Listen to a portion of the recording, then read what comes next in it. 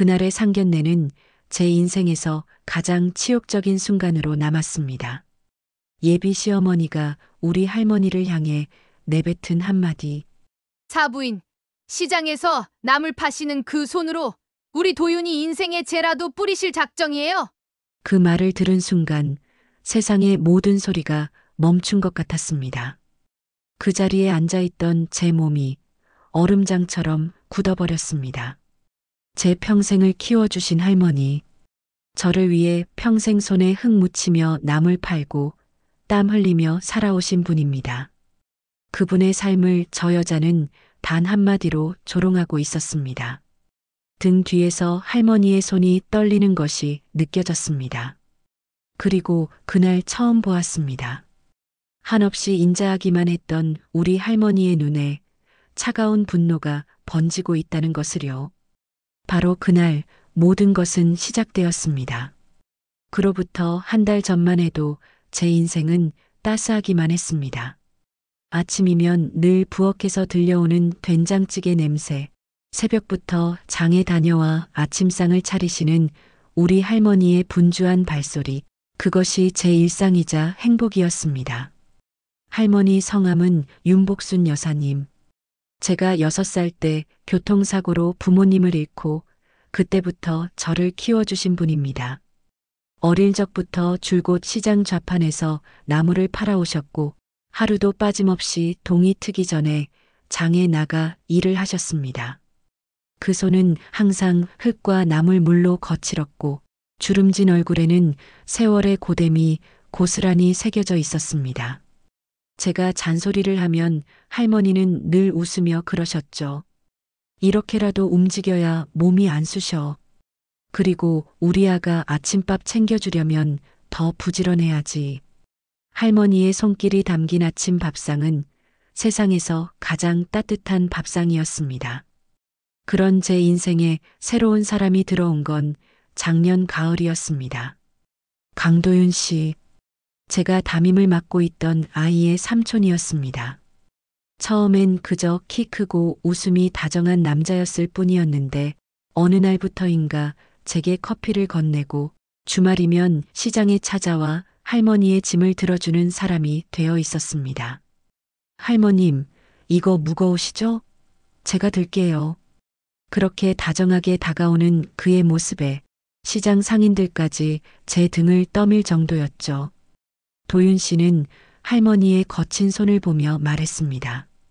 은진 씨가 이렇게 따뜻한 사람인 이유를 알겠어요. 할머님의 손이 다 말해주네요. 그 말에 저는 사랑에 빠지고 말았습니다. 그리고 몇 달 뒤 한강이 내려다 보이는 레스토랑에서 그는 제게 반지를 건넸습니다. 은진아, 나랑 결혼해 줄래? 우리 할머님도 이제 고생 끝내고 같이 행복하게 모시자. 그 순간 저는 세상의 모든 행복을 쥔 듯 눈물이 났습니다. 집으로 돌아오는 길, 할머니에게 이 기쁜 소식을 어떻게 전할지 상상만 해도 심장이 뛰었습니다. 현관문을 열고 들어서자마자 할머니는 제 얼굴을 보시고 웃으셨습니다. 아이고, 우리 은진이. 얼굴에 복이 덕지덕지 붙었네. 무슨 좋은 일 있어? 저는 왼손을 들어 반지를 보여드렸습니다. 그 순간 할머니의 손이 멈췄고 천천히 눈에 물기가 고이기 시작했습니다. 우리 아가 시집 가는구나. 그리고는 끝내 참았던 눈물을 터뜨리셨습니다. 저도 할머니도 서로 부둥켜 안고 울었습니다. 그날 밤 할머니는 장롱 속에서 제 부모님 사진을 꺼내셨습니다. 이것들아, 봤지? 우리 은진이가 이렇게 잘 자라서 시집 간단다. 하늘에서라도 지켜줘야 한다.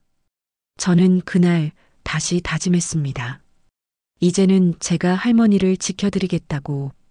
그리고 상견례 날이 다가왔습니다. 이야기 시작 전 구독과 좋아요는 이 이야기의 결말을 들은 후에 눌러주셔도 좋습니다.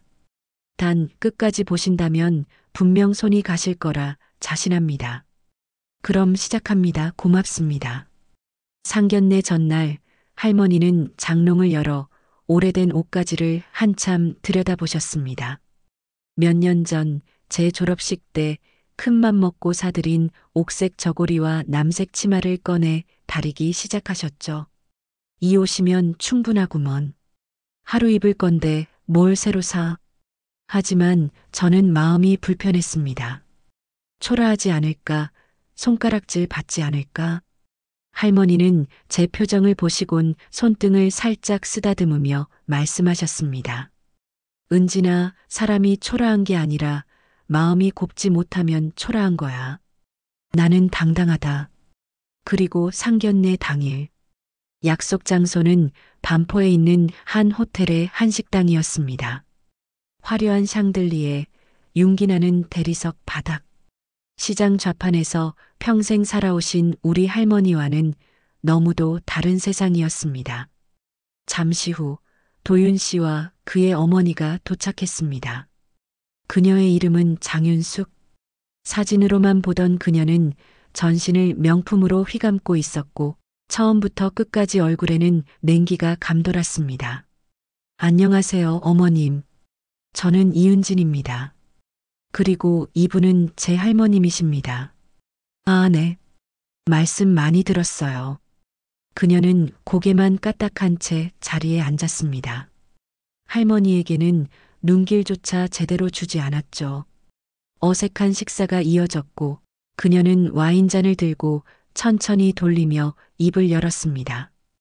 은진 씨는 부모님이 안 계신 거죠? 그럼 쭉 할머님과만 사셨겠네요? 네. 저희 할머니는 제겐 부모님이나 마찬가지입니다. 제 대답에 그녀는 입꼬리를 비틀며 의미 모를 미소를 지었습니다. 그 미소가 어떤 의미인지 곧 알게 되었습니다. 고생 많으셨겠어요, 사부인? 시장에서 장사하시면서 손녀 혼자 키우시려면.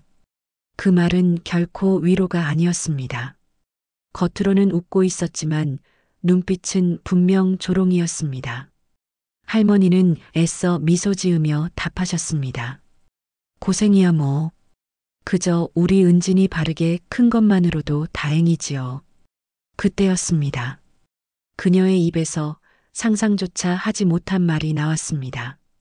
사부인, 시장에서 나물 파시는 그 손으로 우리 도윤이 앞길에 재라도 뿌리실 작정이에요? 시간이 멈춘 듯한 정적. 제 귀에는 그녀의 말만이 뱀처럼 또렷하게 맴돌았습니다. 머릿속이 하얘졌습니다. 어떻게 저런 말을 할 수 있을까? 저는 숨을 쉴 수 없을 만큼의 수치심과 충격에 온몸이 굳어버렸고 그 순간 제 손 위에 따뜻한 온기가 느껴졌습니다. 할머니의 손이었습니다. 파르르 떨리면서도 단단히 저를 붙잡고 있었습니다. 천천히 고개를 돌려 등 뒤에 앉은 할머니를 바라보았을 때 그분의 눈에는 지금껏 본 적 없는 얼음처럼 차가운 분노가 담겨 있었습니다. 그건 누군가를 해칠 분노가 아니었습니다. 더러운 것을 바라보는 경멸의 눈빛, 그리고 자신의 전부인 손녀를 지키겠다는 단단한 의지였습니다. 잠시 후 할머니는 조용히 젓가락을 내려놓으셨습니다. 정적을 가르는 작은 소리가 너무나 크게 울렸습니다. 그리고 침착한 목소리로 말씀하셨습니다. 오늘 말씀 잘 들었습니다. 서로에 대해 충분히 알게 된 것 같으니 이만 일어나겠습니다. 그것이 할머니의 대답이었습니다. 그 누구도 예기치 못한 침묵, 욕설도 항의도 없이 그녀는 조용히 그러나 단호히 자리를 정리하셨습니다. 그날 상견례 자리를 박차고 나왔을 때 도윤 씨는 우리를 붙잡지도 않았습니다. 식당 복도를 걸어 나오는 내내 제 귀에는 그 여자의 말이 끊임없이 울려 퍼졌습니다. 그 손으로 재라도 뿌리실 작정이에요? 마치 독침처럼 귓가에 박히고 또 박혔습니다. 택시를 타고 집으로 돌아오는 길, 할머니는 한마디도 하지 않으셨습니다. 저 역시 말문이 막혀 창밖만 멍하니 바라보았습니다. 할머니, 죄송해요. 다 제 탓이에요. 겨우 꺼낸 제 말에 할머니는 조용히 고개를 저으며 말하셨습니다. 아니야, 우리 은진이 잘못 아냐. 못 배운 사람들이나 그런 말을 해. 그 말에 상처받을 필요 없어. 할미는 괜찮다. 너만 괜찮으면 돼. 그 순간 저는 꾹 참던 눈물을 결국 터뜨리고 말았습니다. 다음 날 집안의 공기는 무겁게 가라앉아 있었습니다.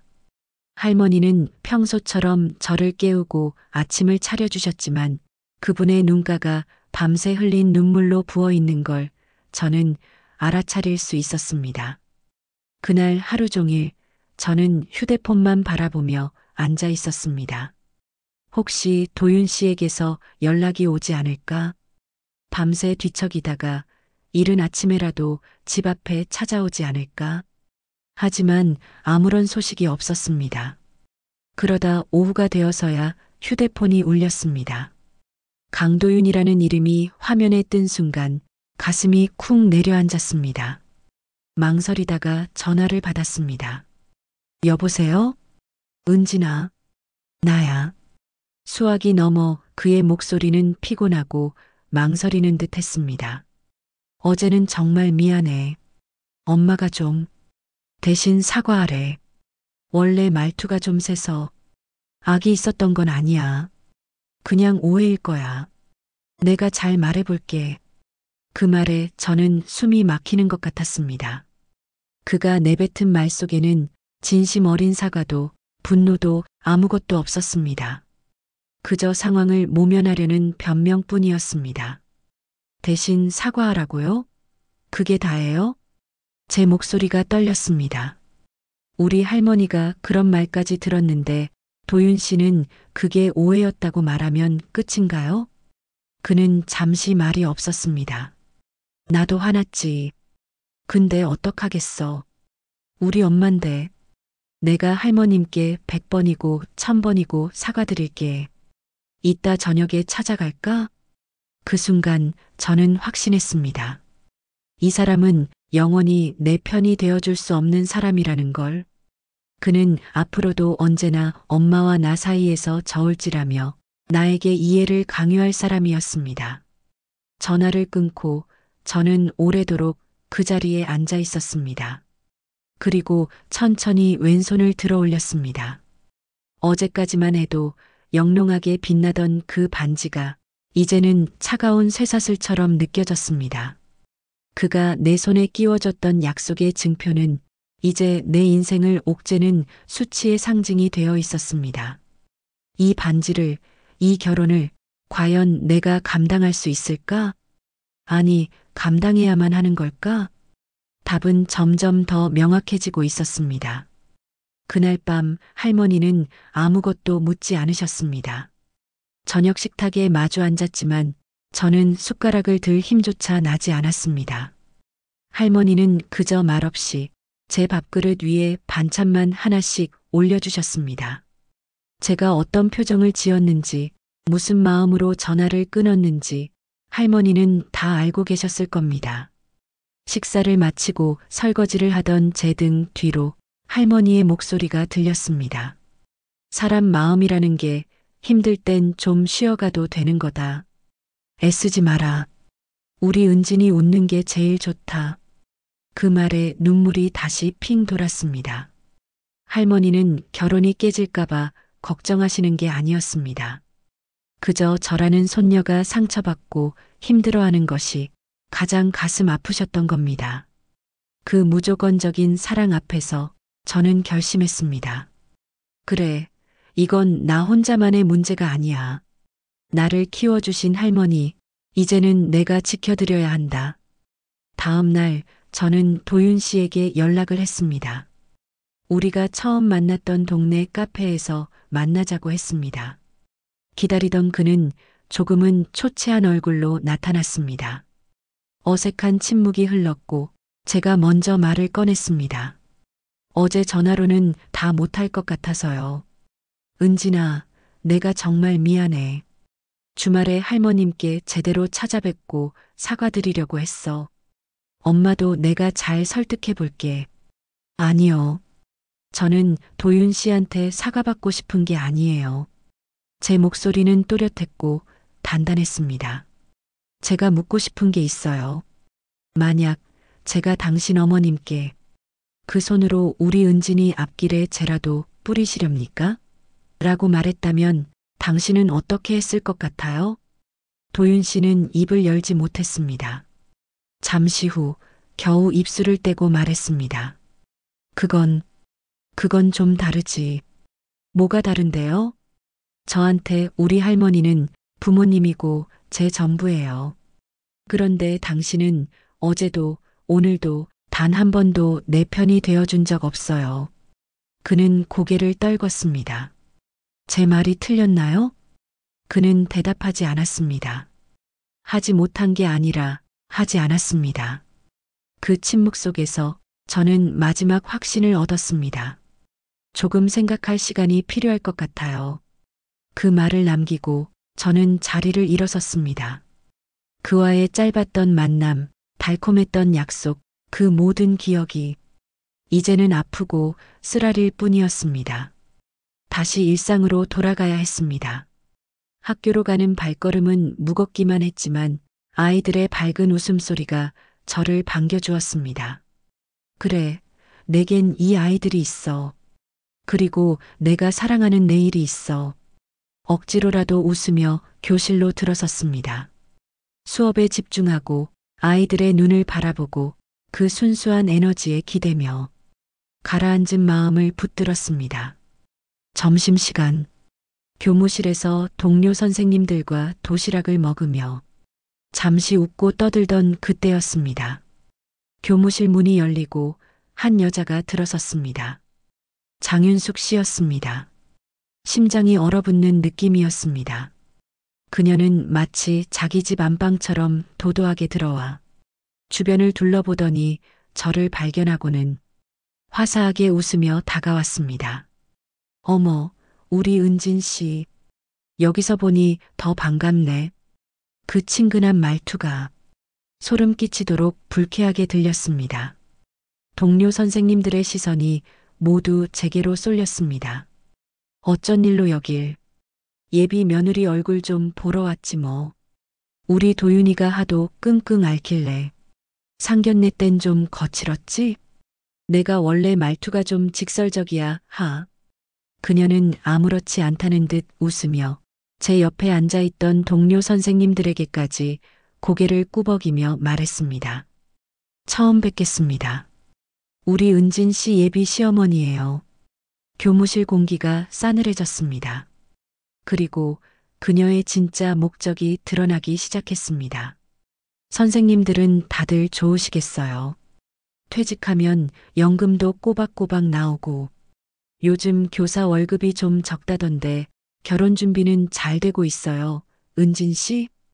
혹시 빚 같은 건 없지? 숨길 거 있으면 안 돼요. 우리 도윤이는 그런 거 다 감당 못해요. 요즘은 여자도 자기 앞가림 해야 하잖아요. 그녀의 말은 겉으로는 농담처럼 들렸지만 그 속엔 교묘한 조롱이 섞여 있었습니다. 혼수는 뭐 준비할 생각이에요? 할머님이 보태줄 형편은 아닌 것 같고 그 말에 교무실 전체가 정적에 휩싸였습니다. 그녀는 교묘하게 동료 선생님들 앞에서 저를 철저하게 무너뜨리고 있었습니다. 제 직업, 제 형편, 제 자존심까지. 어머님, 여긴 제 직장이에요. 그런 얘기는 나중에. 아니, 직장이니까 더 잘 알아야지. 우리 며느리가 어떤 환경에서 일하는지. 그게 예의 아닌가? 그녀는 다시 밝게 웃으며 말했습니다. 그 순간 교무실에 앉은 모든 사람들의 시선이 동정과 불편함으로 가득 차 있는 걸 느낄 수 있었습니다. 얼굴이 화끈거렸고 가슴이 쿵 내려앉았습니다. 그건 단순한 무례가 아니었습니다. 계획된 모욕이었습니다. 제 존재를, 제 인간됨을 눈앞에서 산산조각 내버리는 폭력이었습니다. 얼마나 시간이 흘렀을까. 점심시간을 알리는 종소리가 울렸습니다. 장윤숙 씨는 만족스러운 미소를 지으며 자리에서 일어났습니다. 그럼 다음에 또 봐요. 우리 은진 씨랑은 앞으로 자주 보게 될 테니까. 그녀는 내 어깨를 툭툭 치고 아무렇지 않게 교무실을 빠져나갔습니다. 그녀가 떠난 뒤 교무실엔 다시 정적이 깔렸습니다. 누구도 아무 말도 하지 않았고 저는 그 자리에 멍하니 앉아 있을 수밖에 없었습니다. 세상이 온통 조용해졌습니다. 그리고 제 안에서 무언가가 툭 하고 부서지는 소리가 났습니다. 그날 오후 저는 수업에 들어가지 못했습니다. 교무실에서 걸어 나오는 제 발은 바닥에 뿌리를 박은 듯 움직이지 않았고 머릿속은 텅 빈 것처럼 멍했습니다. 아이들의 웃음소리도 동료의 부르는 소리도 모두 아득하게 멀어져 갔습니다. 학교를 나서자 차가운 바람이 옷 속으로 스며들며 얼굴에 열기를 식혀주었습니다. 저는 길가에 멈춰서서 휴대폰을 꺼내 들었습니다. 그리고 왼손을 내려다보았습니다. 그 손가락에 끼워져 있는 작은 반지. 어제까지만 해도 사랑과 약속의 증표였던 그것이 지금은 내 자존심을 짓밟은 굴욕의 낙인처럼 느껴졌습니다. 망설임은 오래가지 않았습니다. 저는 떨리는 손으로 그 반지를 빼냈습니다. 차가운 금속이 손끝을 스치는 순간 내 안에 쌓여있던 미련도 함께 떨쳐져 나가는 듯 했습니다. 모든 게 끝났다는 걸, 내가 이 결혼을 감당해서는 안 된다는 걸 더는 외면할 수 없었습니다. 반지를 주먹 안에 단단히 쥔 채 저는 천천히 번호를 눌렀습니다. 수아야, 너 괜찮아? 나 지금. 그의 다급한 목소리가 들리는 순간 저는 말했습니다. 강도윤 씨, 이 결혼 못하겠어요. 뭐? 수아야, 지금 무슨 소리야? 갑자기 왜? 갑자기요? 제 목소리가 얼음처럼 차가워졌습니다. 오늘 당신 어머님이 우리 학교에 오셨어요. 제 직장에서, 제 동료들 앞에서 제 월급이 얼마인지, 빚은 없는지, 혼수는 뭘 할 건지 낱낱이 물어보셨어요. 그의 숨이 멎은 듯 조용해졌습니다. 진짜야? 엄마가 학교까지 갔다고? 네. 그 덕분에 저는 제 직장에서 가난한 집안에서 자란 초라한 교사로 낙인 찍혔습니다. 은진아, 미안해. 내가 정말 미안해. 엄마가 100번 잘못했어. 내가 바로 가서 사과하게 할게. 아니, 내가 무릎이라도 꿇을게. 제발. 그의 말은 절박했지만 제 마음은 더 이상 움직이지 않았습니다. 오히려 속이 울렁거릴 정도로 역겨웠습니다. 무릎을 꿇는다고요? 뭘 해결하겠다고요? 이미 지나간 말들, 이미 짓밟힌 제 자존심, 그걸 어떻게 되돌릴 수 있는데요? 그는 아무 말도 하지 못했습니다. 이제 어머님은 상관없어요. 저는 당신한테 실망한 거예요. 그날도, 어제도, 오늘도 당신은 단 한 번도 저를 지켜주지 않았어요. 잠시 정적이 흐른 뒤 그는 다시 간절하게 말했습니다. 반지는 다시 줄게. 연락하지 마세요. 저는 그의 말을 끊고 통화를 종료했습니다. 세상이 조용해졌습니다. 제 손에 쥐어진 휴대폰과 반지를 가방 깊숙이 밀어 넣었습니다. 더는 보고 싶지 않았습니다. 다시 집으로 돌아왔을 때 대문 앞에 할머니가 서 계셨습니다. 할머니는 제 얼굴을 보고 아무 말도 하지 않으셨습니다. 그저 조용히 텅 빈 제 왼손 약지를 바라보셨습니다. 그걸로 충분했습니다. 할머니는 모든 걸 알아채셨습니다. 저는 문 앞에서 무너져 내렸습니다. 할머니, 그 한마디를 꺼내는 순간 지난 며칠간 눌러왔던 감정이 한꺼번에 터져버렸습니다. 할머니는 말없이 저를 안아주셨습니다.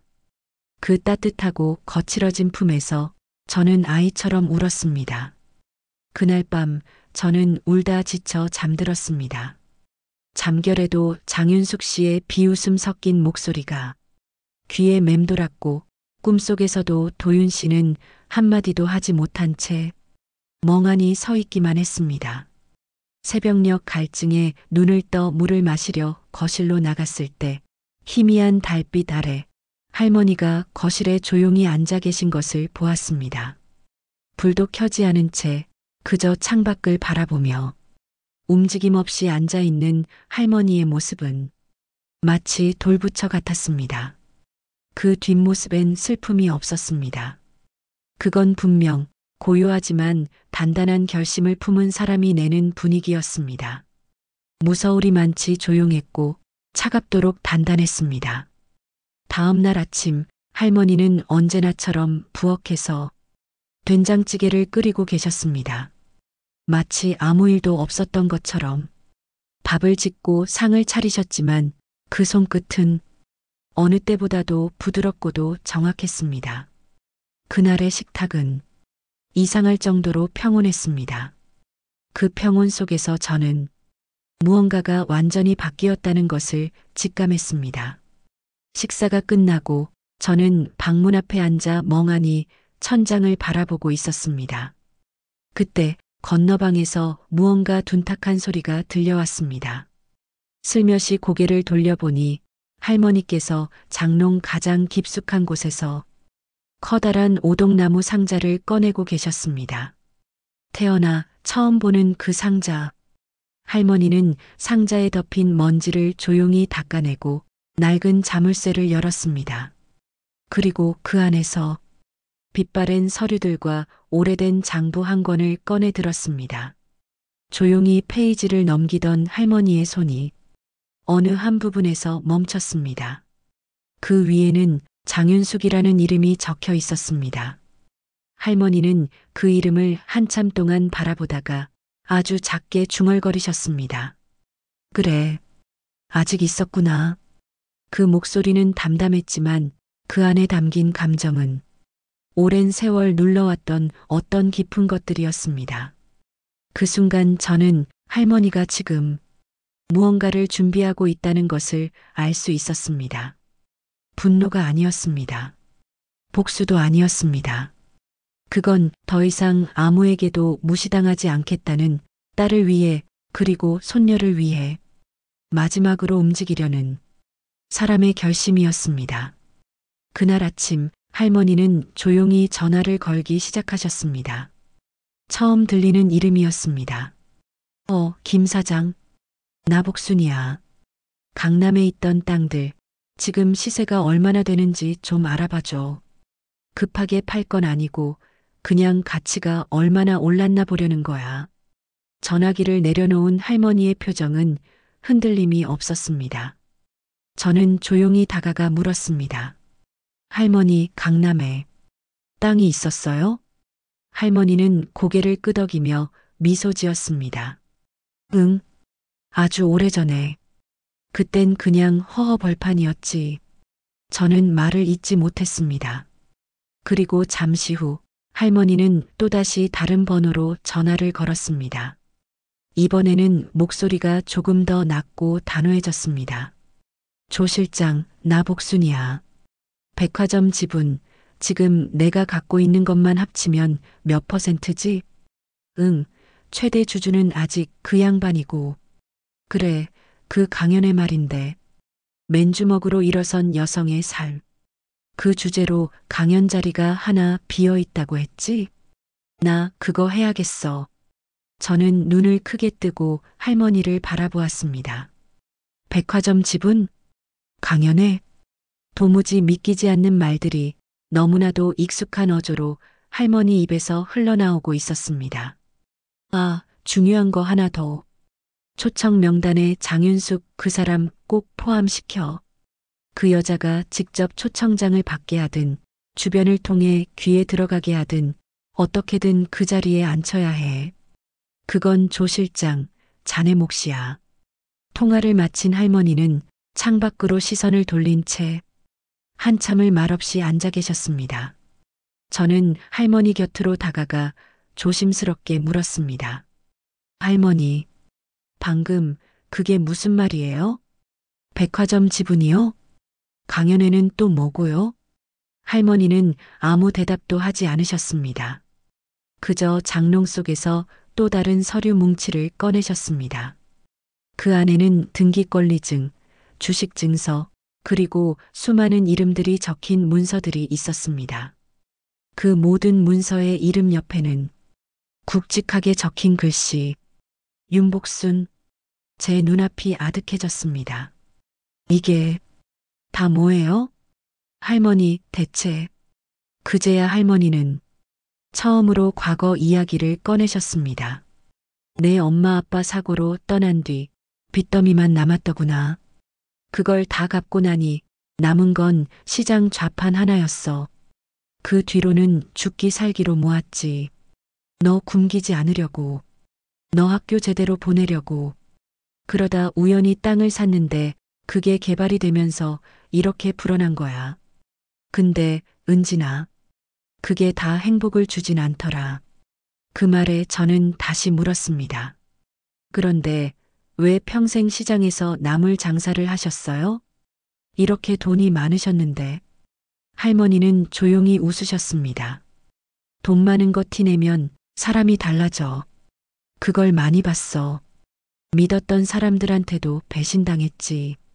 그래서 그냥 평범한 할머니로 살고 싶었어. 너한텐 바르게 자라는 게 중요했으니까. 그런데 내가 너를 너무 약하게 키운 것 같구나. 그런 천한 여자한테 눈물 흘리게 만들다니. 이젠 내가 나설 거다. 더 이상 물러서지 않을 거야. 그 눈빛은 더 이상 인자하기만 한 할머니가 아니었습니다. 지켜야 할 것을 위해 칼을 품은 사람의 눈빛이었습니다. 며칠 뒤 결전의 날이 밝았습니다. 그날 아침도 할머니는 여느 때처럼 부엌에서 된장찌개를 끓이며 아침을 준비하셨습니다. 평소와 다를 바 없는 모습이었지만 그 손끝과 표정에는 더 이상 흔들림이 없었습니다. 걱정 마라, 은진아. 이건 싸움이 아니야. 그냥 묵은 빚 받으러 가는 거다. 받을 거 받는 건데 떨릴 이유가 없지. 그 말 한마디에 제 가슴 깊은 곳까지 찬바람이 스며드는 것 같았습니다. 그 시각 장윤숙 씨는 고급 아파트에서 여유롭게 커피를 마시고 있었을 겁니다. 오늘 VIP 강연회 있는 날이잖아. K백화점에서 초청받았지 뭐야. 아무나 못 들어가는 거 알지? 역시 급이 맞는 사람들끼리 놀아야 한다니까. 그녀는 화려한 원피스와 고가의 가방, 반짝이는 다이아 목걸이로 자신을 치장하며 거울 앞에서 흡족한 미소를 지었을 것입니다. 그러면서도 어딘가에서 한 번쯤은 저를 떠올렸을지도 모릅니다. 그 나물장수 손녀 아가씨, 도윤이가 한때 정신이 나갔었지. 진짜 다행이야. 큰일 날 뻔했잖아. 그녀가 그렇게 허영과 우월감에 빠져 있을 동안 할머니는 시장 좌판을 정리하고 장롱 속 옥색 저고리와 남색 치마를 꺼내 입으셨습니다. 며칠 전 상견례 때 입었던 바로 그 옷. 그때는 낡아 보여 초라하게 느껴졌던 옷이 오늘은 전혀 달라 보였습니다. 세월을 견딘 갑옷처럼 아무 장식도 없지만 위엄이 깃든 그 한복이 이제는 할머니의 존재를 더 강하게 드러내고 있었습니다. 가자, 은진아. 할머니는 짧게 말씀하셨고 저는 조용히 고개를 끄덕였습니다. 택시를 타고 K백화점 VIP 라운지로 향했습니다. 도착한 강연장, 화려한 장식과 고급스러운 분위기, 그리고 뿜어져 나오는 향수 냄새에 저는 한순간 주눅이 들 뻔했지만 곁에 선 할머니의 단단한 눈빛을 보고 스스로를 다잡았습니다. 강연장 안은 이미 고위층 사모님들로 가득 차 있었습니다. 명품 옷, 비슷한 말투, 서로의 부와 인맥을 과시하느라 바쁘게 웃고 떠들던 그 무리의 중심에 장윤숙 씨가 있었습니다. 그녀는 친구들 사이에서 여왕벌처럼 군림하고 있었고 우리가 입장하자 순간 멈칫하더니 믿기지 않는다는 얼굴로 다가왔습니다. 여긴 아무나 들어오는 곳이 아닌데? 초대장도 없으면서 왜 왔어요? 경비는 뭐 하는 거야? 이런 사람들 못 맞고. 그녀의 손짓 하나, 말투 하나에 주변 모든 시선이 우리를 향했습니다. 사람들은 속삭이기 시작했고 저는 얼굴이 화끈하게 달아올랐습니다. 그 순간 할머니 등 뒤에서 낮고도 정중한 목소리가 들려왔습니다. 무슨 문제라도 있으십니까? 정장을 입은 남자가 다가와 고개를 숙이며 말했습니다. 그는 조 실장이었습니다. 그는 장윤숙 씨를 무시하듯 스쳐 지나가며 할머니를 향해 허리를 깊숙이 숙였습니다. 회장님, 강연장 준비가 모두 끝났습니다. 안으로 모시겠습니다. 회장님이라는 그 한마디에 강연장 안의 모든 소리가 순식간에 사라졌습니다. 그 단어 하나에 장윤숙 씨의 표정이 완전히 굳어졌습니다. 회장님? 그녀의 입술이 바들바들 떨렸고 눈동자가 휘둥그레 커졌습니다. 그 자리에 함께 있던 다른 사모님들도 하나둘 할머니의 얼굴을 확인하며 웅성거리기 시작했습니다. 저분이 회장님이라고? 어머, K백화점 최대 주주라던 그분 아니야? 조 실장은 아무런 감정도 실리지 않은 얼굴로 다시 한번 정중히 말했습니다. 회장님, 무대로 안내하겠습니다.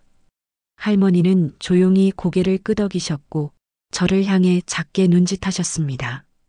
저는 아무 말 없이 그 뒤를 따랐습니다. 그렇게 우리는 서윤숙 씨 바로 곁을 지나갔습니다. 그 순간 그녀의 눈동자가 미세하게 떨리는 것이 보였습니다. 그건 분명 두려움이었습니다. 우리를 짓밟을 수 있다 믿고 있던 대상이 사실은 자신보다 훨씬 높은 곳에 있는 사람이라는 걸 마주했을 때의 공포. 할머니는 무대로 올라가셨고 장내가 조용해졌습니다. 사회자가 마이크를 잡고 말했습니다. 지금부터 K백화점 VIP 고객을 위한 특별 명사 초청 강연회를 시작하겠습니다. 오늘의 연사이신 이분은 수십 년 전 시장 좌판에서 장사를 시작하셔서 현재 강남과 주요 도심에 수백억 대 상가를 보유하고 계시고 K백화점의 실질적 최대 주주이자 여러 벤처기업의 투자자로 활동 중인 윤복순 회장님이십니다. 뜨거운 박수로 맞이해 주세요. 순간 장내는 술렁이기 시작했고 저는 객석 한쪽에 앉은 장윤숙 씨의 얼굴을 바라보았습니다. 그녀는 입을 다물지 못한 채 온몸이 굳은 사람처럼 앉아 있었습니다. 할머니는 마이크 앞에 섰습니다. 그리고 아주 조용한 목소리로 말씀을 시작하셨습니다. 오늘 귀한 분들 앞에서 제 이야기를 하게 되어 감개무량합니다. 제가 장사를 처음 시작한 건 지금으로부터 거의 40년 전이었지요. 그땐 하루 벌어 하루 먹고 살기에도 벅찼습니다. 할머니의 목소리는 담담했습니다. 그 시절 참 많은 분들이 제게 쌀 한 가마니 나물 한 단 외상으로 가져가곤 했습니다. 형편이 나아지면 꼭 갚겠다며 고개를 숙이던 그 얼굴들이 아직도 기억납니다. 대부분의 사람들은 몇 달이 지나든 몇 년이 지나든 꼭 다시 찾아와 외상값을 갚고 고맙다고 인사했지요. 하지만 딱 한 사람만은 그러지 않았습니다. 할머니는 바로 앞 객석을 바라보았습니다. 그 시선이 정확히 장윤숙 씨를 향하고 있음을 모든 사람이 느낄 수 있었습니다. 쌀 한 가마니 외상으로 가져가고 그날 밤으로 온 식구가 도망친 집안이 있었지요. 장내가 술렁였고 서서히 사람들이 한 명의 얼굴을 향해 시선을 옮겼습니다. 장윤숙 씨는 고개를 푹 숙인 채 자신의 무릎만 바라보고 있었습니다. 할머니는 아주 조용히 마지막 말을 덧붙였습니다. 30년이 지났습니다. 저는 그 세월을 가슴에 묻고 살았습니다. 하지만 얼마 전 그 외상값을 제 손녀 앞에서 조롱과 함께 돌려받게 될 줄은 꿈에도 몰랐습니다. 마이크 위에 얹어진 할머니의 손이 조용히 떨리고 있었습니다. 그 떨림 속에는 억울함도 분노도 아닌 서늘한 정의감이 있었습니다. 할머니의 말에 장윤숙 씨는 점점 고개를 더 숙였고 주변의 시선은 비난과 경멸로 변해갔습니다. 그녀는 이제 그 자리에 숨고 싶은 듯 입술을 깨물며 눈물까지 머금고 있었습니다. 하지만 할머니는 조금도 목소리를 높이지 않았습니다. 오히려 그 차분함이 모두의 마음을 더 세게 울렸습니다. 그 사모님은 제 손이 천하다고 하셨습니다. 시장 좌판에서 나물 팔던 손으로 자기 아들의 앞길에 쟤라도 뿌릴 작정이냐고 묻더군요. 객석에서 작게 놀라는 숨소리가 터졌습니다. 할머니는 그녀가 다시 고개를 들 수 없도록 그 말을 마이크를 통해 모두의 기억에 박아주고 계셨습니다. 그 손으로 저는 제 손녀를 키웠습니다. 제 삶의 전부였던 아이를 내 손으로 지켜내기 위해 이 손은 언제나 깨끗하고 당당했습니다. 그 말에 객석 여기저기서 눈시울을 붉히는 사람들이 생겨났습니다. 사람은 돈으로 크지 않습니다. 사람의 값어치는 어떤 마음으로 살아왔는가에 따라 결정된다고 믿습니다. 그래서 오늘 저는 그 외상값을 이자까지 쳐서 공개적으로 갚으라고 말씀드리려 합니다. 할머니는 마지막으로 장윤숙 씨가 앉은 방향을 향해 또렷하게 말씀하셨습니다. 장윤숙 씨, 30년 전 외상값 이제 갚을 때가 되지 않았습니까? 그 순간 객석 한쪽에서 누군가 참지 못하고 터트린 웃음소리가 나왔고 곧이어 여기저기서 숨죽인 조소가 번졌습니다. 쌀 도둑이었다니 세상에 근본 없는 줄 알았어. 어쩐지 싸가지가. 비웃음과 경멸의 시선이 장윤숙 씨에게 집중되기 시작했습니다. 그녀는 손으로 얼굴을 가린 채 고개를 떨구고 몸을 사시나무처럼 떨었습니다. 더는 그 자리에 앉아 있을 수 없었던 그녀는 갑자기 자리에서 벌떡 일어나 강연장을 빠져나가려 했습니다.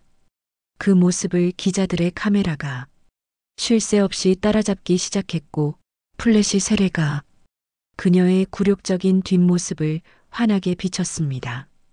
사람들은 속삭였고 누군가는 고개를 저으며 혀를 찼습니다. 그 소란 속에서 할머니는 단 한 번도 표정을 바꾸지 않으셨습니다. 그저 조용히 그 상황을 무표정하게 지켜보셨습니다. 그리고 장윤숙 씨가 강연장을 완전히 벗어나자 할머니는 다시 마이크를 잡으셨습니다. 장례는 다시 정적에 휩싸였습니다. 여러분, 돈이 사람의 격을 만들어주는 것은 아닙니다. 짓밟아도 되는 인생은 이 세상에 없습니다. 오늘 제 이야기는 여기까지입니다. 할머니는 고개를 숙이며 강연을 마치셨고 강연장은 곧 우레와 같은 박수로 가득 찼습니다. 강연장을 빠져나오던 저는 할머니의 손을 꼭 붙잡고 있었습니다. 강연장을 가득 메운 박수 소리, 그 가운데 당당히 무대를 내려오시는 할머니의 뒷모습은 제가 평생 본 어떤 장면보다 눈부셨습니다.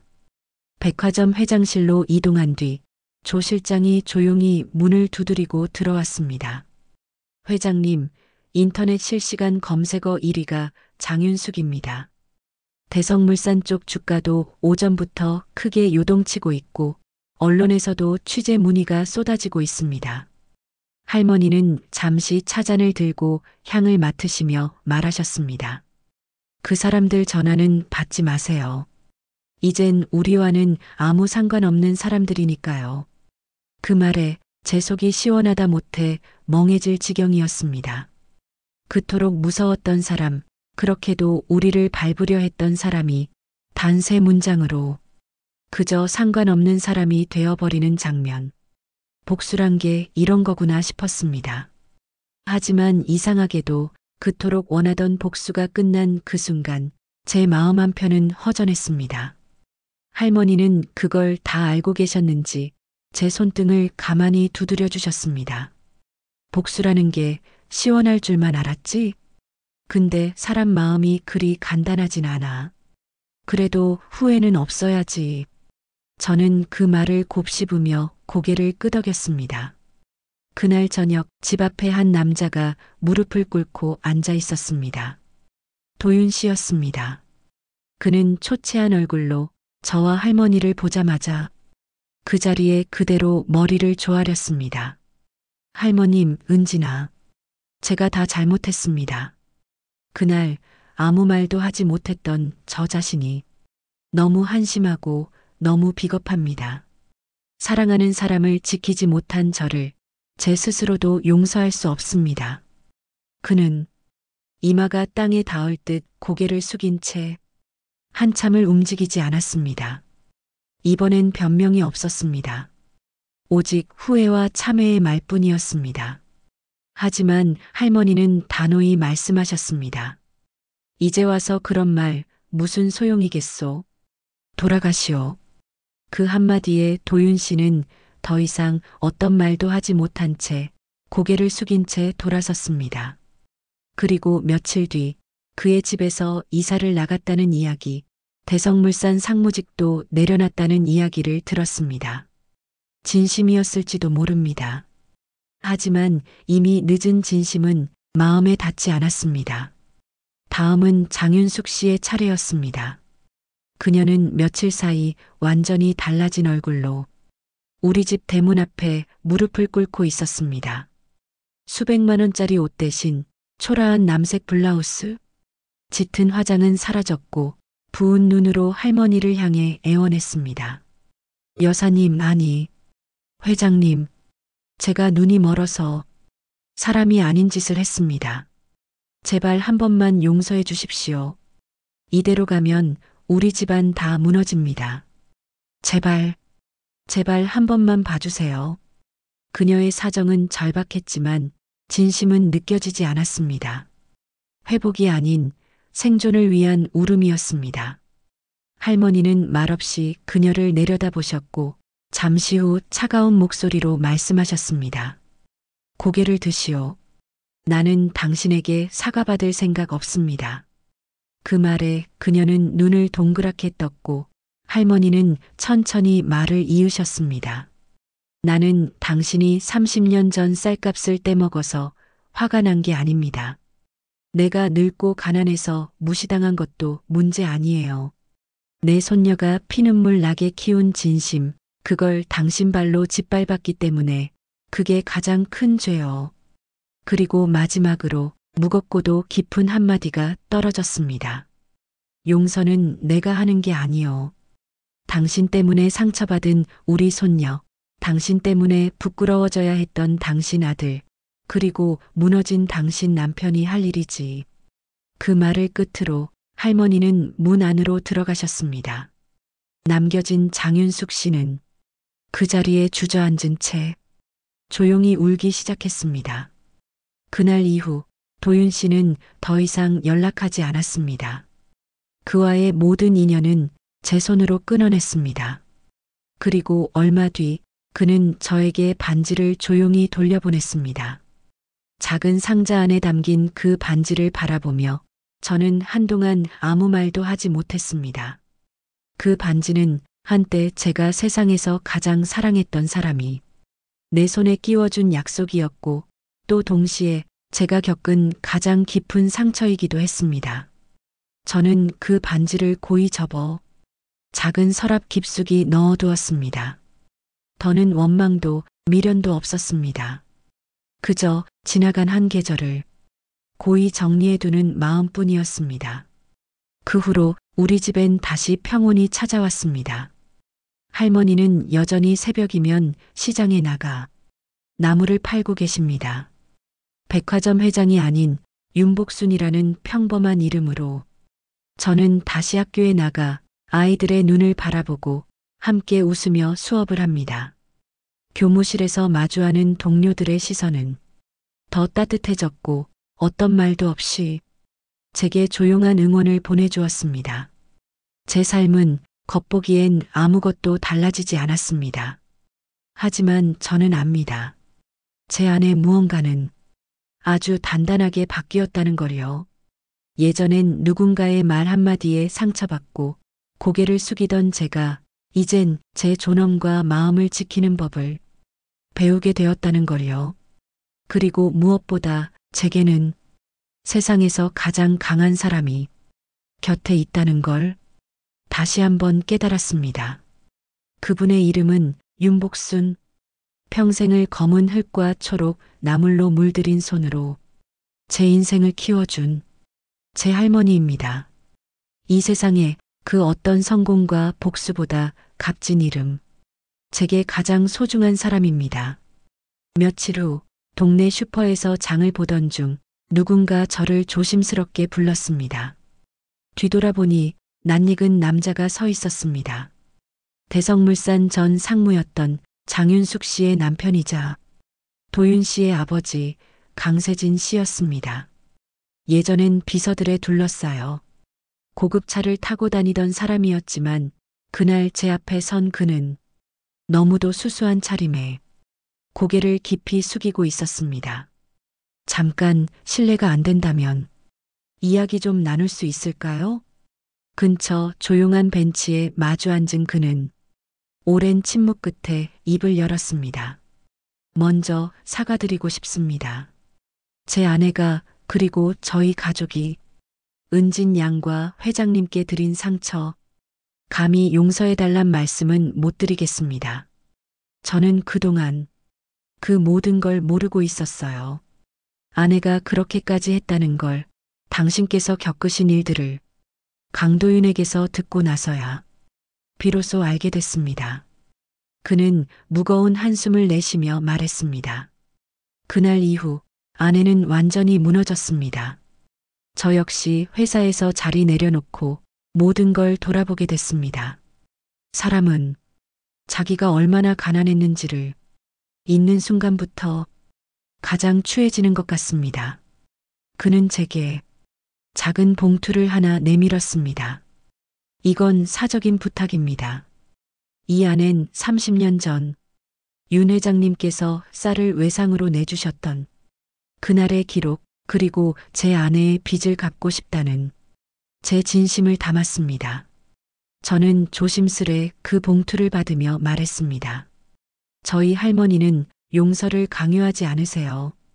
하지만 자신의 잘못을 진심으로 마주한 사람은 언젠가 길을 찾게 된다고 믿으시죠.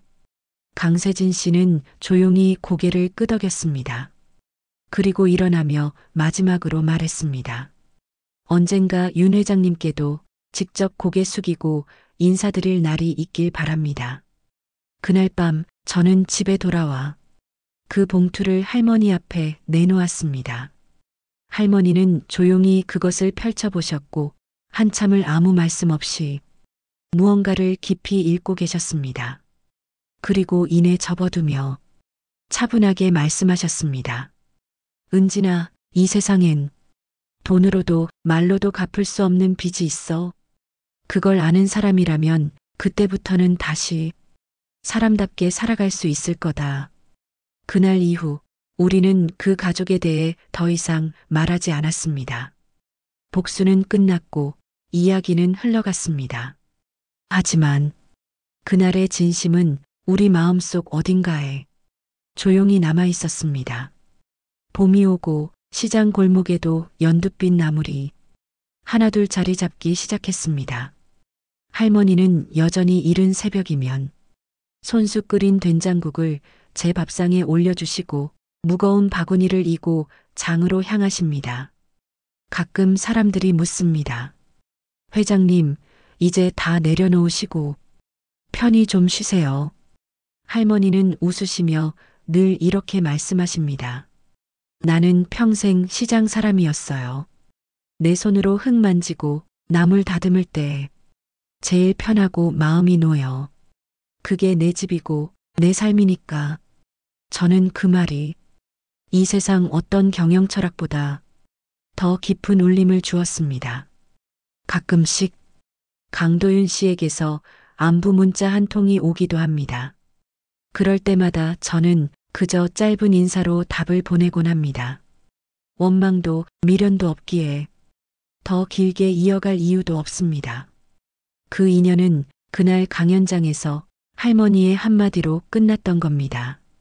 시간이 흐르고 저는 이제 제 삶을 제 힘으로 살아가고 있습니다. 아이들을 가르치고 할머니를 지키고 그리고 제 자신을 더 이상 부끄러워하지 않게 된 오늘. 이야기의 끝에서 저는 이렇게 말하고 싶습니다. 세상은 때로 부당하고 누군가는 가진 것을 무기 삼아 다른 사람을 함부로 짓밟기도 합니다. 하지만 진짜 강한 사람은 그 안에서도 자기 자리를 지키는 사람입니다. 우리 할머니처럼 저는 그 이름을 세상 그 누구보다 자랑스럽게 그리고 영원히 제 마음에 새기며 살아갈 겁니다. 윤복순, 그 이름 하나면 충분합니다. 오늘 제 이야기를 끝까지 들어주셔서 진심으로 감사합니다. 윤복순 할머니와 저 은진이의 여정을 함께 하시며 어떤 마음이 드셨는지 궁금합니다. 혹시 이 이야기가 마음에 드셨다면 구독과 좋아요 한번 눌러주시면 큰 힘이 된답니다. 고맙습니다.